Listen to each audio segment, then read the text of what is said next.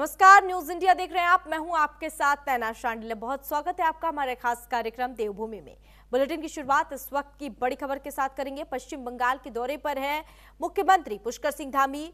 North 24 Pargana में BJP की परिवर्तन यात्रा है। परिवर्तन यात्रा में मुख्यमंत्री पुष्कर सिंह धामी भी शामिल हुए हैं। बंगाल में इस बार लोग नई सरकार बनाएंगे। मुख्यमंत्री पुष्कर सिंह धामी का यह बड़ा बयान है।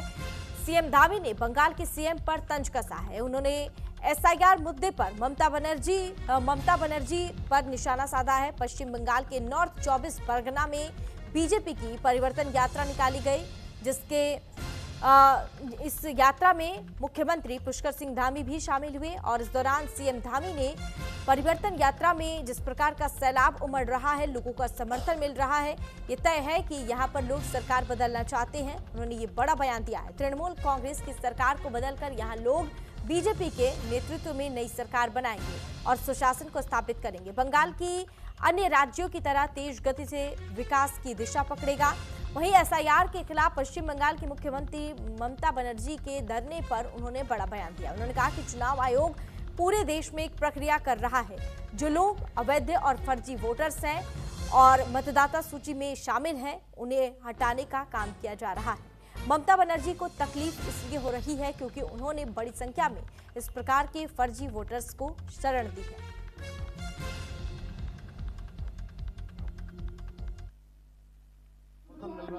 ये तय है कि यहाँ पर लोग सरकार बदलना चाहते हैं। तृणमूल कांग्रेस बदलकर यहाँ पर नई सरकार बनाएंगे भारतीय जनता पार्टी के नेतृत्व में, और यहाँ पर सुशासन स्थापित होगा। बंगाल भी अन्य राज्यों की भांति विकास की गति को पकड़ेगा। तेज गति से विकास होगा। स्वास्थ्य के क्षेत्र में, शिक्षा के क्षेत्र में, अन्य सड़कों के क्षेत्र में यहाँ पर कानून व्यवस्था का राज होगा। तमाम प्रकार से मेडिकल की स्थिति खराब है, वो भी ठीक होगी। सारी चीजें अच्छी बढ़ेंगी और बंगाल तेज गति से विकास को आगे बढ़ेगा। आखिरी सवाल, आप जानते हैं कि एसआईआर का प्रक्रिया चल रहा है।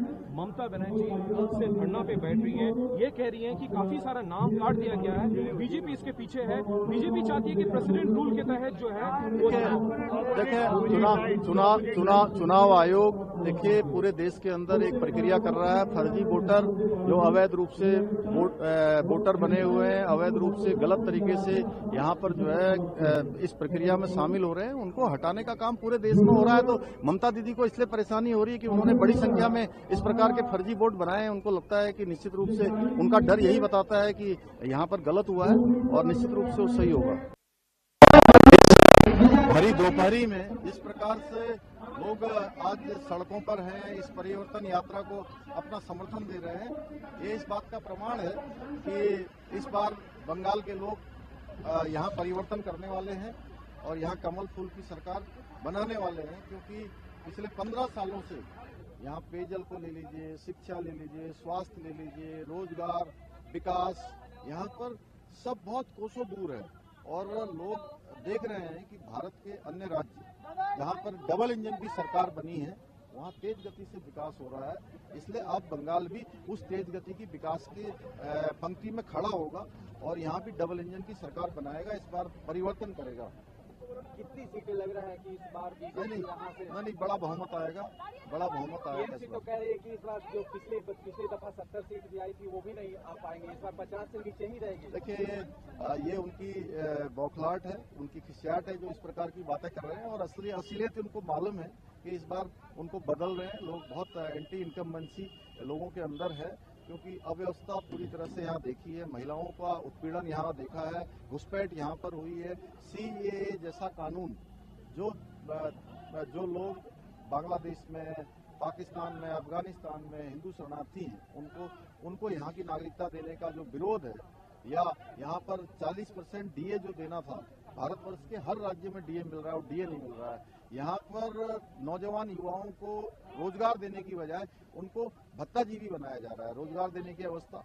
और जिस प्रकार से साइंस और टेक्नोलॉजी में एक छोटा सा बजट 80 करोड़ का, और वहीं मदरसों के लिए, अन्य व्यवस्थाओं के लिए जो है 55-100 करोड़ से भी अधिक का बजट दिया जा रहा है। जिस प्रकार यहाँ पर तुष्टीकरण हो रहा है, घुसपैठ हो रही है, एसआईआर आ रहा है, उसका विरोध किया जा रहा है। जो व्यवस्थाएं बनती हैं उन सबका विरोध यहाँ पर किया जाता है। जब भी देश के अंदर कोई अच्छी व्यवस्था लागू होती है तो यहाँ पर जो है उसका विरोध शुरू हो जाता है। पहलगाम घटना के बाद भारत की सेना पाकिस्तान के अंदर आतंकी अड्डों को नष्ट करने का काम करती है, तो उसका भी विरोध करते हैं। तो इसलिए लोग राष्ट्रवादी सरकार चाहते हैं और आज केंद्र में एक मजबूत सरकार है, प्रधानमंत्री आदरणीय मोदी जी के नेतृत्व में लोग बंगाल के अंदर भी एक मजबूत सरकार बनाएंगे। ये वो भूमि है जिसने हमेशा महापुरुषों को जन्म दिया है। ये नेताजी सुभाष चंद्र बोस की भूमि है, बंकिम चंद्र चट्टोपाध्याय जी की भूमि है, रामकृष्ण परमहंस की भूमि है, ये स्वामी विवेकानंद जी की भूमि है, श्यामा प्रसाद मुखर्जी का ये भूमि है। तो इस भूमि से निश्चित रूप से इस बार राष्ट्रवाद का उदय हुआ, यहाँ से जो है भाजपा की कमल फूल की सरकार। मुख्यमंत्री पुष्कर सिंह धामी पश्चिम बंगाल के दौरे पर हैं, जहां मुख्यमंत्री नॉर्थ 24 परगना में परिवर्तन यात्रा में शामिल हुए, जिसके चलते बड़ी संख्या में लोग मुख्यमंत्री धामी को सुनने के लिए पहुंचे थे। तो वहीं बीजेपी प्रदेश मीडिया प्रभारी मनवीर चौहान का कहना है कि मुख्यमंत्री पुष्कर सिंह धामी अपने कार्यों की वजह से अन्य राज्यों में भी जाने जाते हैं। मुख्यमंत्री ने जिस तरह से उत्तराखंड में कई विकास कार्य करने के साथ ही यूजीसी, धर्मांतरण, भू कानून जैसे कानून लागू किए हैं, जिससे अन्य राज्यों की सरकार सहित वहां की जनता भी सीएम धामी की सराहना करती है। और यही कारण है कि चुनाव के समय मुख्यमंत्री धामी को अन्य राज्यों में प्रचार करने के लिए पार्टी आलाकमान की ओर से जिम्मेदारी दी जाती है।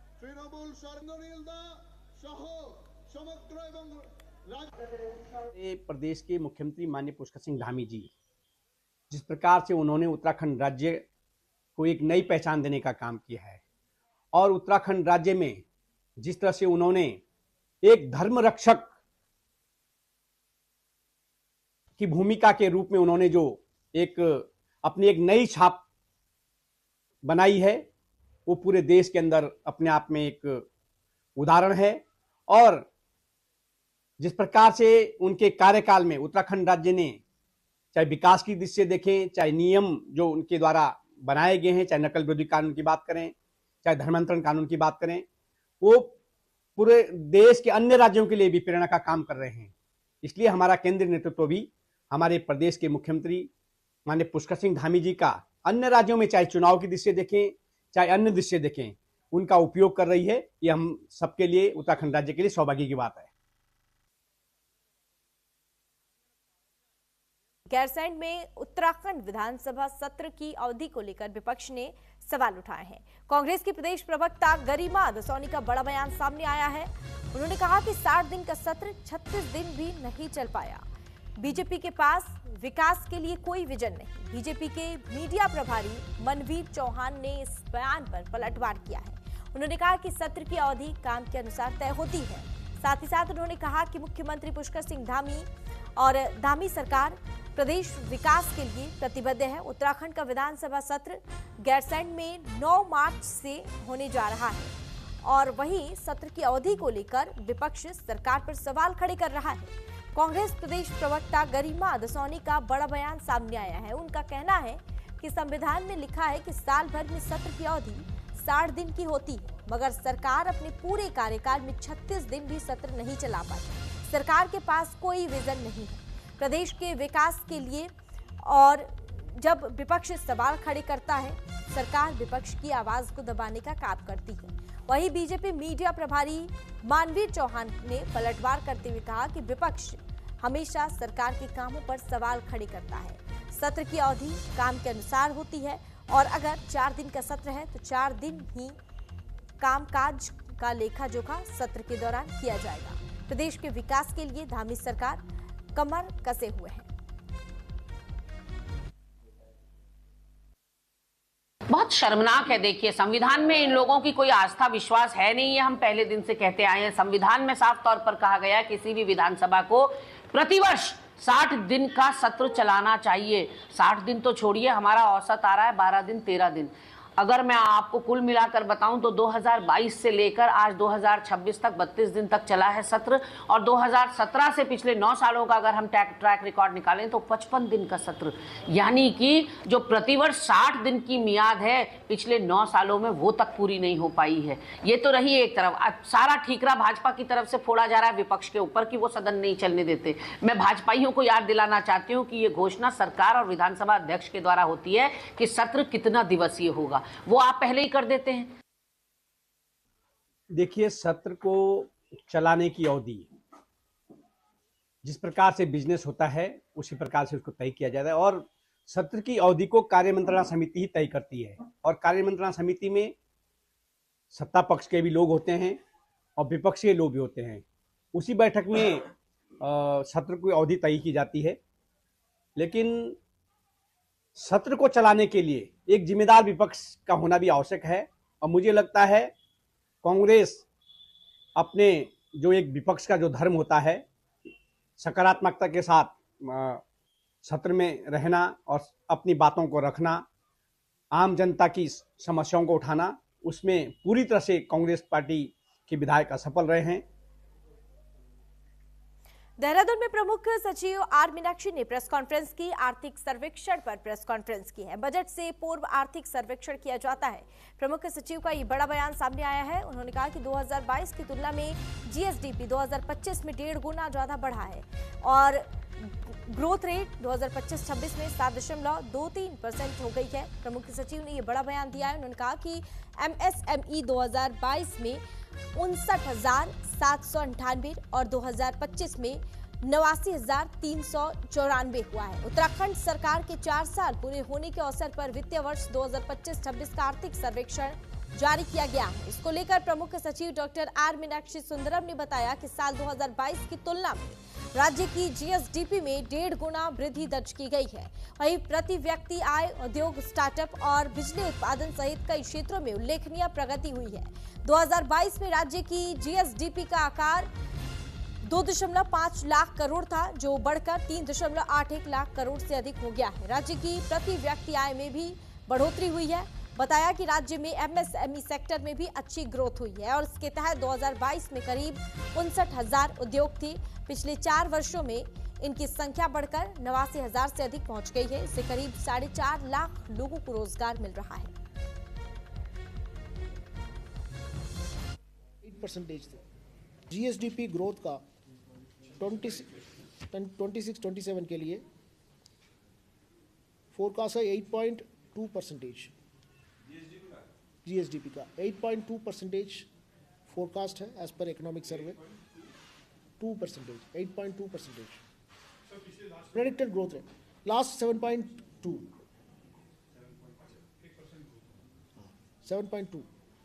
8.2 का प्रेडिक्टेड है।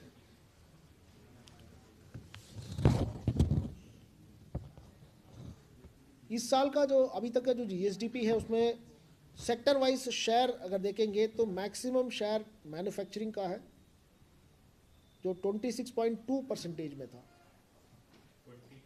26.2 मैन्युफैक्चरिंग का। और दूसरे नंबर पर है ट्रेड, होटल्स, रेस्टोरेंट्स, इसके 18.8% थे। 18.8%। और थर्ड नंबर पर है कंस्ट्रक्शन 10.6%।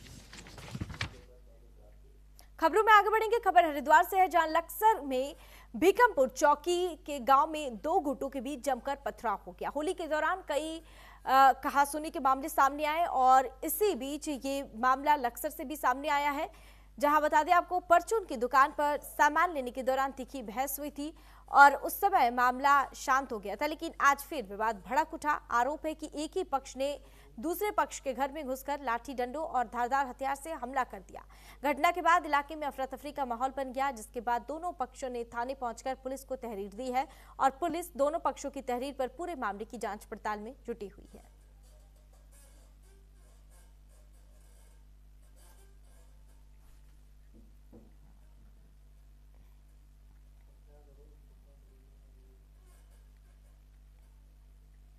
और खबरों में आगे बढ़ेंगे। खबर हरिद्वार से, जहां आंगनबाड़ी राशन सप्लाई में बड़ी गड़बड़ी का खुलासा हुआ है। जहां देहरादून के डीएम सवीन बंसल ने सेंट्रल गोदाम पर अचानक छापेमारी की। दरअसल गढ़वाल और कुमायूं के आंगनबाड़ी केंद्रों को भेजी जा रही खाद्य सामग्री की गुणवत्ता पर लगातार शिकायतें मिल रही थी, जिसके बाद डीएम खुद माडी चौक स्थित गोदाम पहुंचे और पूरे स्टॉक का उन्होंने निरीक्षण किया। निरीक्षण के दौरान गोदाम में कई गंभीर अनियमितताएं भी सामने आई। कई पैकेटों पर मैन्युफैक्चर और एक्सपायरी डेट संदिग्ध मिली, तो कई पर तारीख का कोई भी स्पष्ट उल्लेख तक नहीं पाया गया। छापेमारी के दौरान गोदाम में बाल श्रमिक भी काम करते हुए मिले, जिस पर डीएम ने सख्त रुख अपनाते हुए गोदाम संचालक के खिलाफ मुकदमा दर्ज कराने के निर्देश दिए।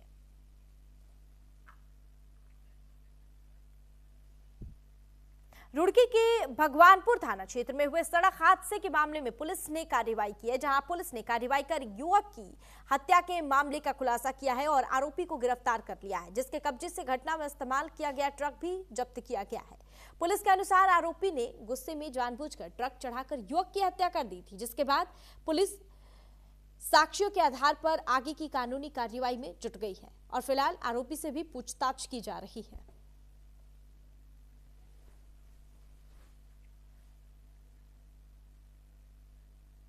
उत्तराखंड के पहाड़ों में गर्मियों ने अभी दस्तक भी नहीं दी है और जंगलों में आग लगने का सिलसिला शुरू हो गया है। चंपावत जिले के लोहाघाट में छड़खोला के जंगल में आग लगने का सिलसिला रुकने का नाम नहीं ले रहा है।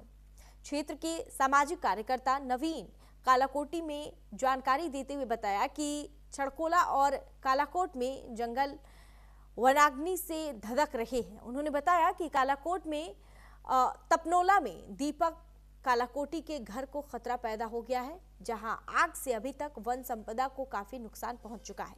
वहीं ग्रामीणों की ओर से आग बुझाने का प्रयास किया गया। सूचना पर वन विभाग की टीम मौके पर पहुंच रही है। लोगों ने कहा कि इस बार बारिश न होने से जंगल पूरी तरह से सूखे पड़े हैं। इस बार वन अग्नि की घटनाओं में इजाफा हो सकता है। वन विभाग को सतर्क रहने की आवश्यकता है।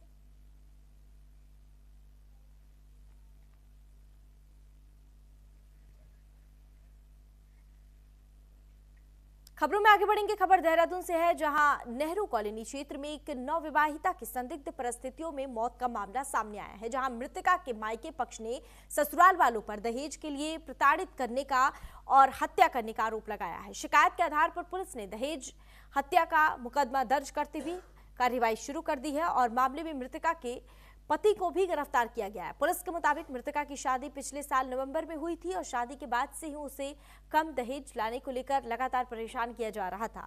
सूचना मिलने के बाद पुलिस ने शव का पंचनामा भरकर पोस्टमार्टम कराया और शव परिजनों को सौंप दिया है। फिलहाल पूरे मामले की जांच में पुलिस जुटी हुई है। ससुराल पक्ष समेत अन्य आरोपियों की भूमिका की भी जाँच की जा रही है।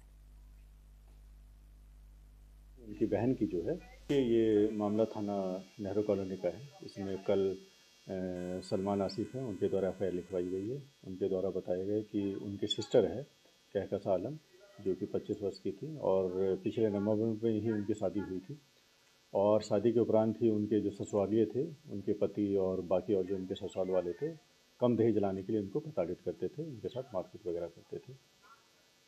उनकी तहरीर के आधार पर हमारे द्वारा इसमें अभियोग पंजीकृत कर लिया गया था।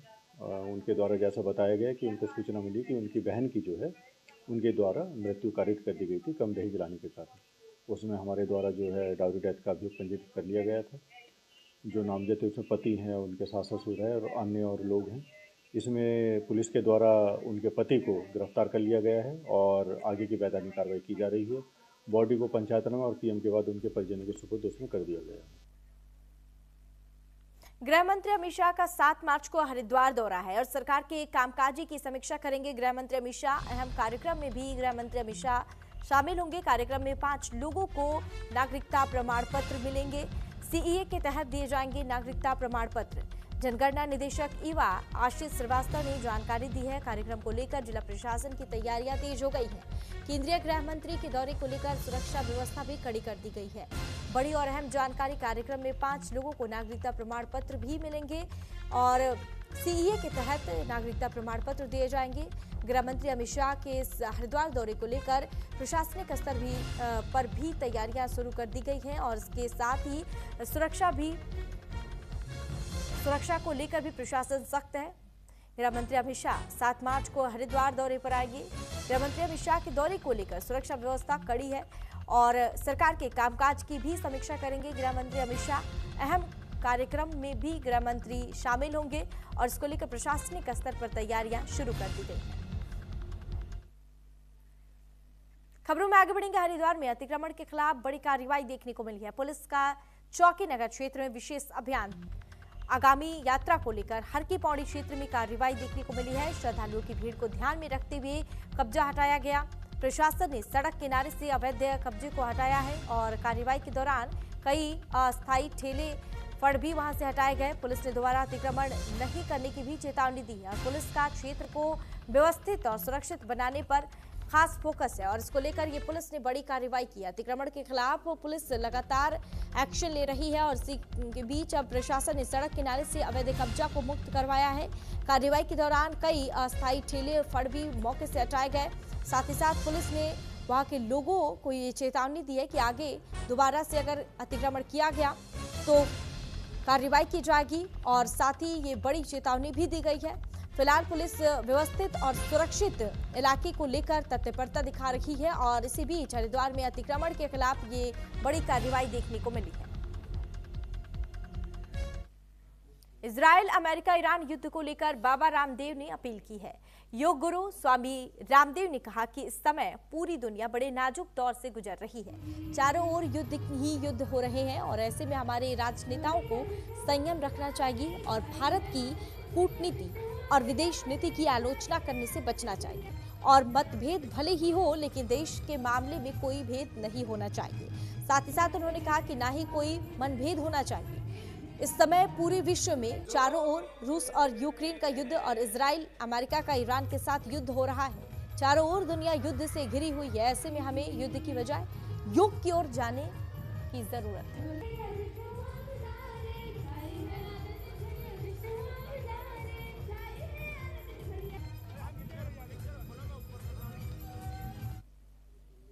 यहाँ पूरी मिडिल ईस्ट में ईरान, इजराइल और अमेरिका का युद्ध नहीं, यूक्रेन और रसिया का युद्ध नहीं, पूरी दुनिया में युद्धों का एक नया दौर है। ऐसे में भारत की जो विदेश नीति है, भारत की जो कूटनीति है, रणनीति है, उसके ऊपर कम से कम भारत में अभी प्रश्न न उठाएं तो अच्छा है। आंतरिक रूप से हमारे आपस में राजनीतिक मतभेद हो सकते हैं, वैचारिक मतभेद हो सकती है, जातीय मतभेद हो सकते हैं, मजहबी मतभेद हो सकते हैं।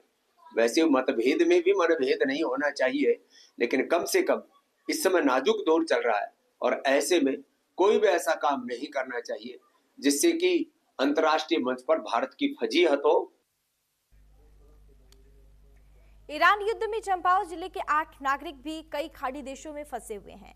जिलाधिकारी चंपावत मनीष कुमार ने जानकारी देते हुए बताया कि 6 नागरिक जिले की पूर्णगिरी तहसील से हैं, जिनमें बहरीन और दुबई में वो लोग काम कर रहे हैं। इसके अलावा 2 लोगों की भी खाड़ी देशों में होने की सूचना मिली है। जिलाधिकारी ने कहा कि वर्तमान में जिले के 8 नागरिक खाड़ी देशों में फंसे हुए हैं। प्रशासन उनसे लगातार संपर्क में है और सभी लोग फिलहाल सुरक्षित हैं और उन लोगों से सहायता के बारे में भी पूछा गया। जिलाधिकारी ने बताया कि अभी तक उन लोगों ने देश लौटने की इच्छा नहीं जताई है और कहा कि सरकार की ओर से गल्फ कंट्री में फंसे लोगों की पूरी मदद की जाएगी।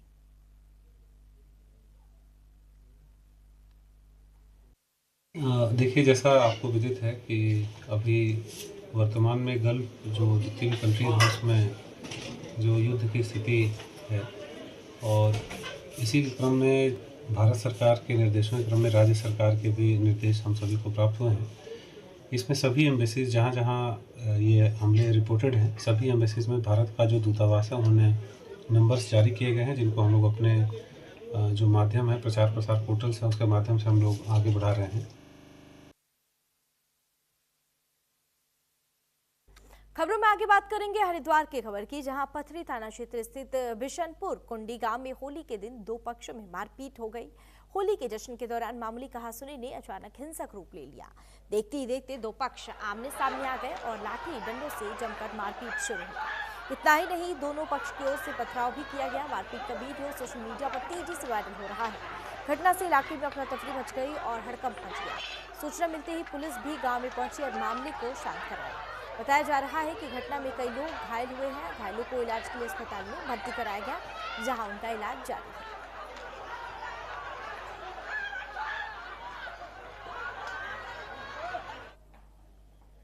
देवभूमि के इस खास बुलेटिन फिलहाल के लिए बस इतना ही। आप रुकेंगे एक छोटे से ब्रेक के लिए। ब्रेक के बाद फौरन हाजिर होंगे।